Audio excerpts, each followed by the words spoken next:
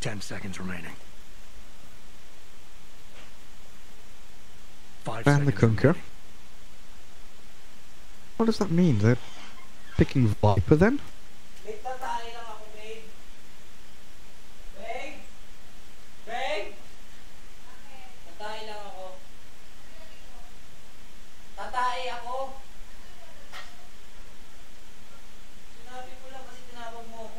They're taking a sweet time, diving into this reserve time for their final pick.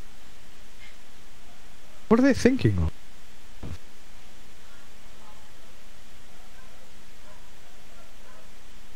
Well, if they have Viper, they've got double Viper Strike, which is pretty sick.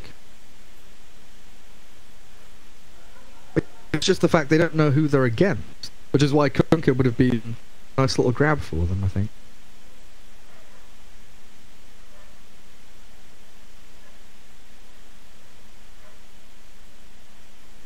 Radiant's pick. Does DK work?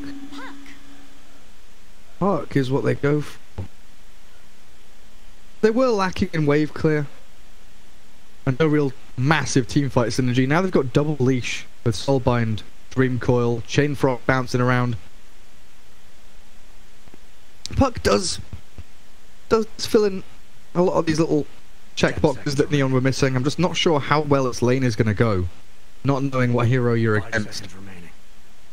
Right now, Admiral could potentially go for a TA.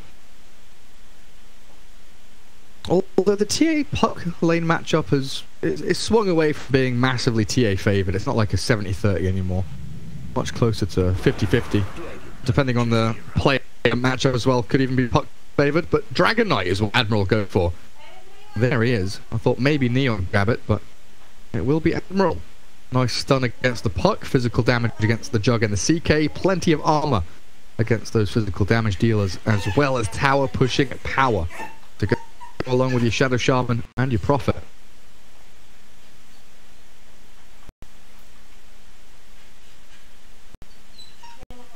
Dragon like the big all-rounder.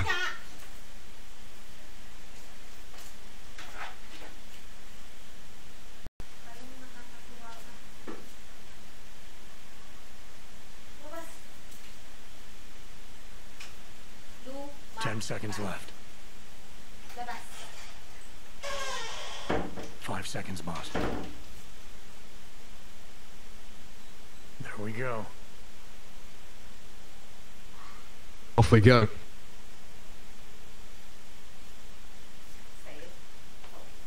DK against Puck, Slardar Prophet against the Juggernaut Lich. I would imagine you put the Grimstroke with the CK.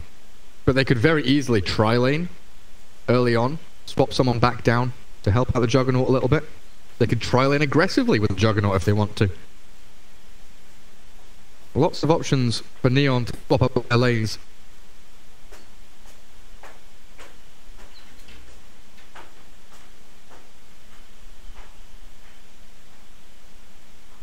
Can we go?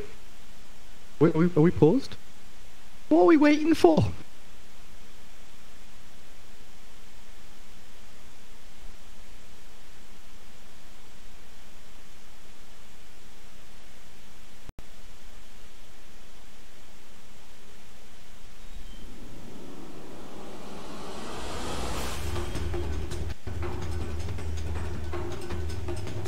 Off we go, off to the race.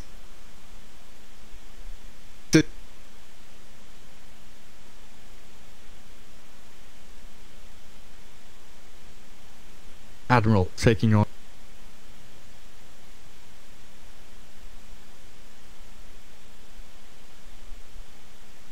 Mangoes, Doubt Shield, Lich, very spot. These three are going to head down bottom, look for kills. Juggernaut will stick around top with the spin to try and steal one of these bounty runes. A line drawn up by Purple, Slardar, pinging, saying let's go top. Let's play aggressively, get the bounty runes up there.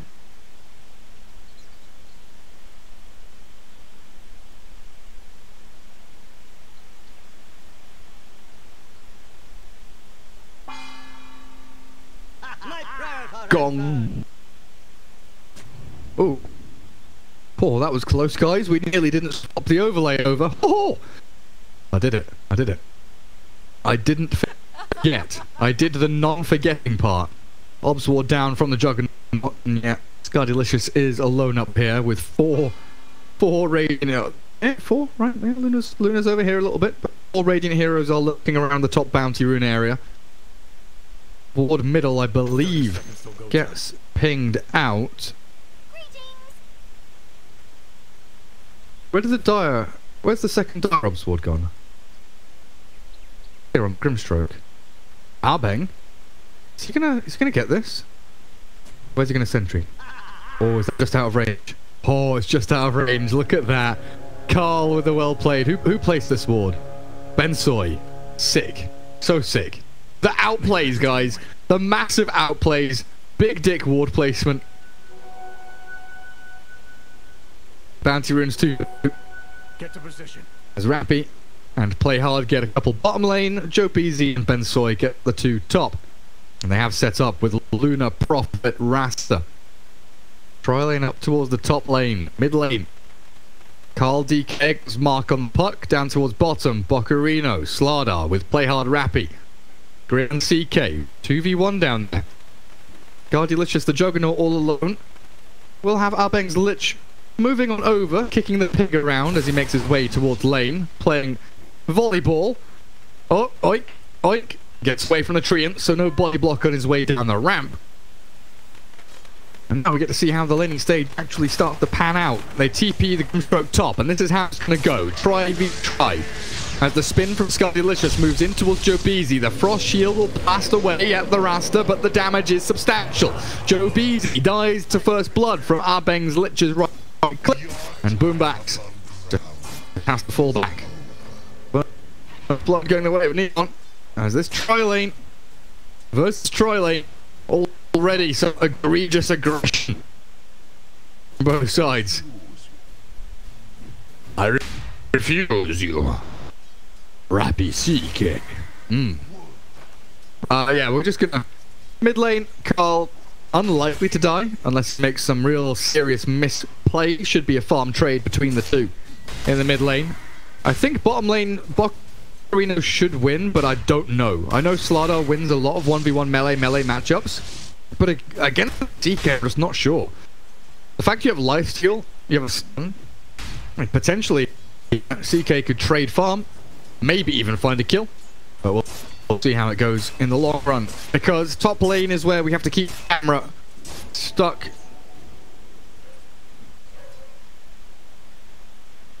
The Politics sees, or does it? Treant grabs away the Dark Creep Wave, brings it into a nice spot for the Luna to continue farming. Making sure we're not missing anything. Bottom lane on tier 1 the Creep Wave, so Rappy dragging Boccarino back in, gets a good couple hits in there, but top again, Ink swells out from Play Hard and Luna forced into the trees. But they've got the treants body blocking this Grimstroke, so the damage from Rasta, the Ether Shock is there. Click's not enough. Fairy Fire will buy time. But Juggernaut, with no mana for spin, he's going to have to stick and get out. Frost Shield keeps him alive, but for how long? Bensoy in trouble now. The right click to the support. His stick himself as the Lucid Beam connect with the shackles, and Lit will pay with his life. Not before that stroke of fate finds the Luna. Boombacks takes down the Grimstroke, so a 2-for-1 Luna life for 2 supports. Still a decent trade there for the Radiant team. Forcing 2 TPs to this top lane and not just 1. As Grimstroke will just, yeah, exactly, just have a TP straight up there. Lich, no TP. These are the little advantages that you get. Luna dying there, sure enough. It doesn't look good, but she continues farming. Her 2 support get themselves a nice amount of gold. But it's mainly the TPs now. The 2 supports top cannot TP mid or bot. They're trying to make a play onto Joe Beasy now. With the spin and the Frost Shield, it's a sick combo, and the Shadow Shaman cannot withstand it. Inkswell connects onto the Luna as well, but they don't have the follow through just yet. Scardelicious, a couple of hits and crits in there. And with a stroke of fate to slow down Boombacks. And Neon holding. Very deliberate with their actions. Not going into far. Mid lane 25-3, 18-1. DK starts to claim his lead. With the full ring and the bracer going. Mark having Just a few struggles against the Dragon Knight in the 1v1.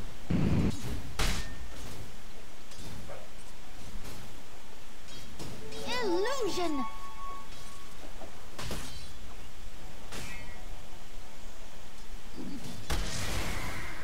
What's Rappi at now? 26-2, 24-2. So a very, very even lane. There are 6 creeps coming in though. And a few into a crush. Rappi gets some life steal back, but look at this. Boccarino going to work. Rappi has to run away. 5 stick, 2 mangoes is all he has to play around with. And Boccarino wants the kill. Think about maybe connecting here with a crush and bash in this hit, actually. This is a bash.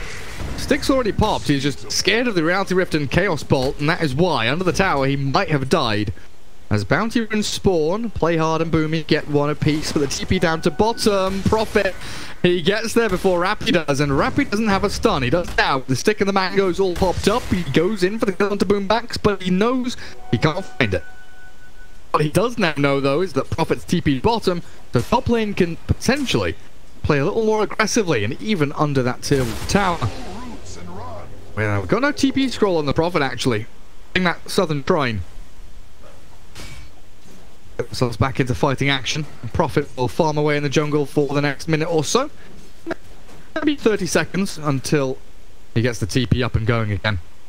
Well, top shrine, Dragon Knight's laying it up. Well, he's just going to solo pop it. Soul Ring and Bracer, not going to bother. Okay, well, that's fine. He's full HP mana regardless. That is a nice regen rune for Puck, though. Now Puck will be able to stick in that mid lane as Joe Beezy claims the life of Scar Delicious. They've brought the Prophet back up top. And with Healing Ward taken out, they are looking pretty down. Beezy getting clicked into the ground, but Play Hard finds the finish. Even with the little Bob Ross place to save a little bit of grace there for the Rasta. They get themselves a 2-for-1 Admiral. Nate's Prophet, Luna both pretty low on the HP, but they can stick around in that top lane as Mark. We've got an orb. Nice Dragon Tail. No Jawn. Mark held in place for just long enough and right click down into the ground. Nice face shift. Buys a bit of time, but Carl will always take him down as bottom lane.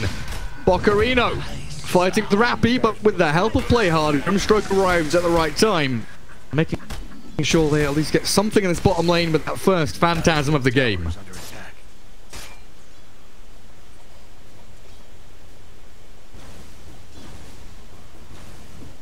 Dyer's middle tower is looking so great.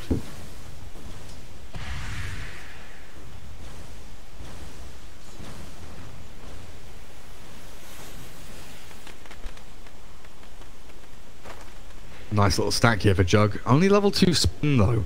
Makes that very difficult to claim without the Lich and the Grimstroke. And yet again, Carl stops the Illusory Orb jaunt towards the Northern Rune, but he's ganked up by the Lich and the Grimstroke.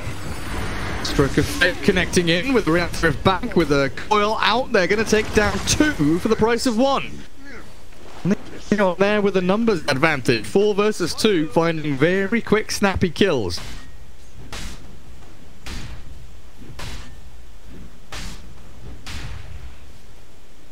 Radiant's middle tower is in trouble.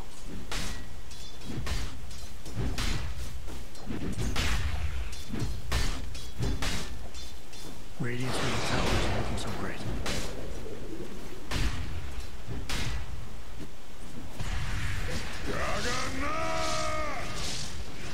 Spin from Skylicious. It's kept him away from Shackle for now, but Admiral going deep for it. There's the Frost Shield. Tanks up the Juggernaut. They've still got Hex and still got Sprout. The trouble is, well, there is no trouble. Sprout doesn't quite connect to the Juggernaut, but they kill off the Healing Ward regardless. And Juggernaut's down at the bottom lane. We go yet again. Inkswell's there onto the Slardar. Shreds 5-1, 6-1. Ocarino to fight, gets a good crush down onto 2 and should be fine just to run away home safe and sound.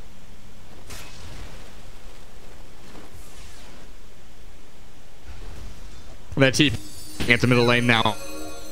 Puck does have the orb away tower claimed by the DK. Radiant's bottom tower isn't looking so great. Mark trying to move towards that Veil of Discord. There's a spin top with the frost shield yet again, showing how potent it is. Quick kill on Shadow Shaman. There's 9 minutes in.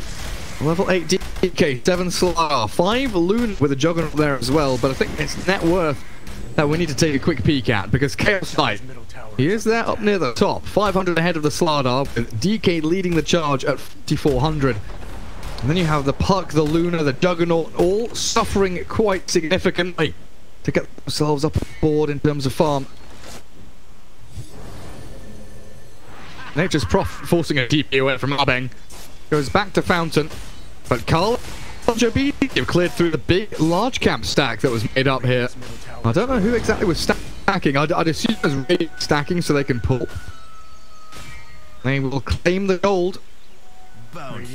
As Puck comes in to steal a couple of bounty runes. Thank you very much. Illusions there. Could maybe go for this kill with a Dream Coil.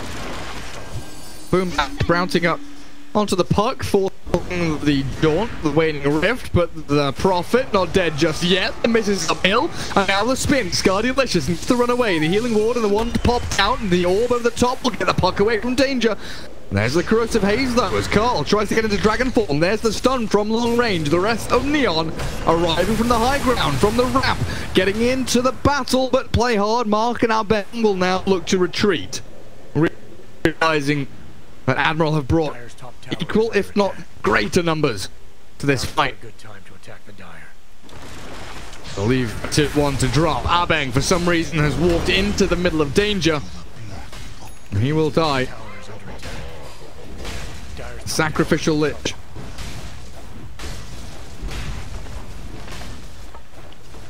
Radiant's bottom tower isn't looking so great.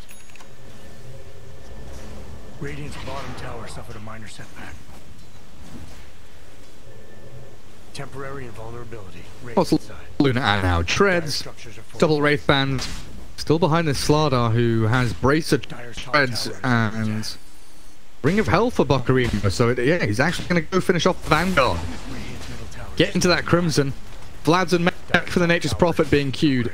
So you're going to have 2 separate aura carriers, while DK, yep, can focus on the blink into BKB. Luna can then slowly but surely go Mom. Potentially Hurricane Pike. And then BK of her own. She needs the man to start this game, but that definitely could be a possibility on the cards for her. With Chain Frost, Phantom's Embrace. Incredibly annoying ability to deal with. But hey, look at that. CK with a Hand of Mida.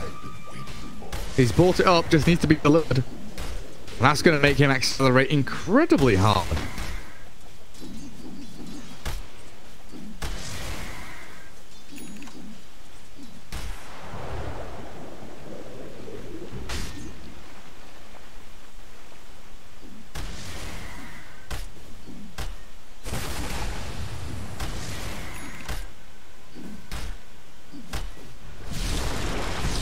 Abeng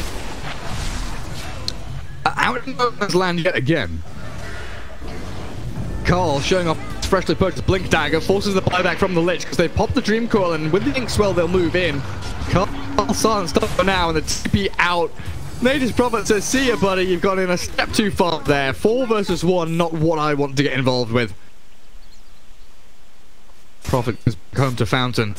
As Dire Obboard giving this Juggernaut a nice little space just to cut waves and move through the jungle freely. And they're even going to try and battle into the Luna with the Eclipse. There's the Soul Bind hitting into the Shadow Shaman as well, but Abeng's out there. In comes TK, Phantasm and Rift. Bocarino with a good crush. Shackles to turn around onto Jug, but Rappy is strong.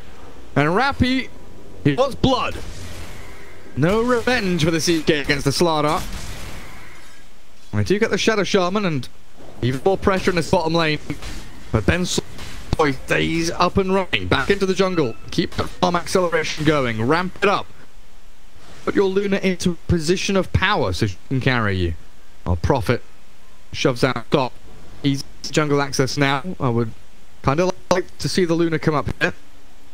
Get some D-wards going in this area.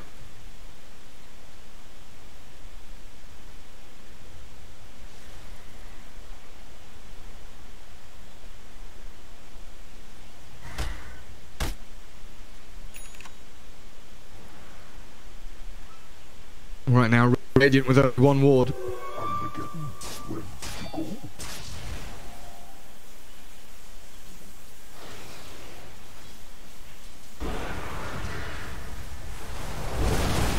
And they will play into that ward very quickly though.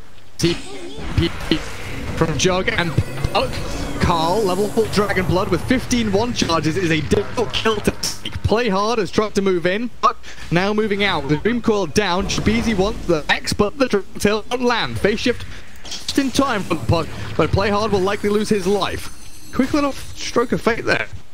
And no additional hit from Carl means Grimstroke actually survives. Admiral still wants to take this tier 2 though. As Prophet setting things up down bottom for the connection, now shifting up to top for the bounty. Admiral playing much more systematically it feels like, while Neon are playing very reactively. Trying to fight into positions where Admiral are moving into, exploiting the long chains of movement from Sardar, Prophet, Shadow Shaman as they try and set up for tower takes.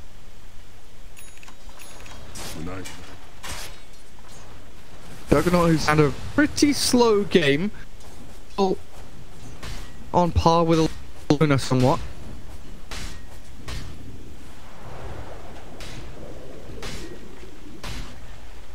Scan down bottom, connects with nobody, and Luna with a very good TP. Back to Fountain, through into this jungle. They're pinging the tier 1, 420 HP. Rapid sets. Yeah, I mean, do we have TPs? Lich, no. Grimstroke, no. Puck and Juggernaut, yes. I really, ideally want Soulbind and Chain Frost to be available for every fight from here on, so they can soak instead. Knowing they don't have TPs, they maneuver as a court down towards the Chaos Knight, who has Phantasm. They've already lost town now. I'm waiting for Admiral to potentially overstep. CK wasting his stun with a good blink from Dragon Knight, but this could bait the Radiant into a false sense of security. Bokarino with the crush and the Frost Shield on the Juggernaut, forcing Omni Slash. Bokarino will die. Good silence to stop that secondary crush coming out against the Grimstroke, and they want to fight mid as well. Spam picking the Luna. Race to catch until the Lich arrives. Maybe it's finished again.